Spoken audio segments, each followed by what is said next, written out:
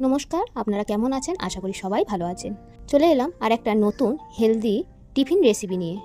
চলুন স্টার্ট করা যাক। প্রথমে এখানে স্পাউট করে রাখা মটর আর বাদাম নিয়ে নিয়েছি, এগুলোকে বেটে নেব। বাটার জন্য মিক্সি মগে নিয়ে নেব। এবার এর মধ্যে সামান্য জল দিয়ে দিচ্ছি। বেটে নেওয়া মটর আর বাদাম একটা পাত্রে নিয়ে নিয়েছি, তার মধ্যে গোটা জিরে দিয়ে দিচ্ছি, স্বাদ মতো নুন দিয়ে দিচ্ছি আর ঝালের জন্য কাঁচা লঙ্কা দিয়ে দিলাম। আর কিছু সবজি নিয়ে নিয়েছি, গ্রেট করা গাজর, আলু আর সরু সরু করে কেটে নিয়েছি ক্যাপসিকাম। এগুলোকে দিয়ে দেব। আপনারা চাইলে অন্য সবজিও দিতে পারেন। এগুলোকে একসাথে মাখিয়ে নিচ্ছি। ব্যাটার তৈরি করব তো সেই জন্য একটা বড় পাত্র নিয়ে নিচ্ছি। এর মধ্যে এগুলোকে ঢেলে দিচ্ছি। এবার এর মধ্যে দিয়ে দিচ্ছি 1 বাটি আটা আর হাফ বাটি চালের গুঁড়ো। এবার হালকা উষ্ণ গরম জল দিয়ে দিচ্ছি, দিয়ে একটা ঘন ব্যাটার তৈরি করে নেব।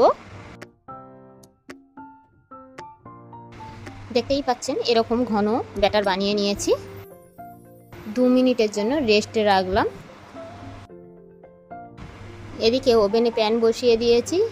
প্যানটা গরম হতে ঘি দিয়ে দিই। আপনারা চাইলে সাদা তেল দিয়েও ভেজে নিতে পারেন। এবারে ঘিটাকে চারিদিকে করে দিচ্ছি। আরও বেশি টেস্টি করার জন্য এর মধ্যে দিয়ে দিচ্ছি কারি পাতা আর দিয়ে দেব সাদা তিল। কারি পাতাগুলো এখন প্যানের চারিদিকে করে দিলাম আর তিলগুলোও প্যানের চারিদিকে ছড়িয়ে দিচ্ছি। যেহেতু বড়ার শেপে আমি ভেজে নেব, যাতে সব বড়ার শেপের মধ্যে কারি পাতা আর সাদা তিল থাকে।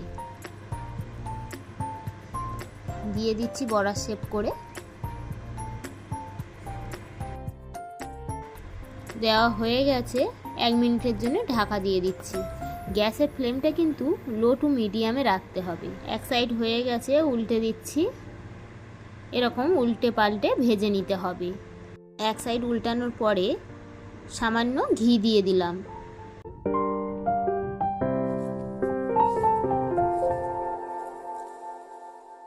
ভাজা হয়ে গেছে, এবার তুলে নেব।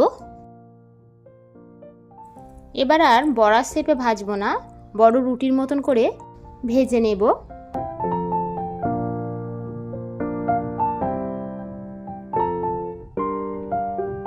যেটা আপনাদের সুবিধা হবে সেইভাবে আপনারা ভেজে নেবেন।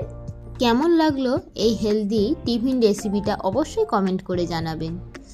যদি ভালো লেগে থাকে একটা লাইক করে দেবেন। ধন্যবাদ।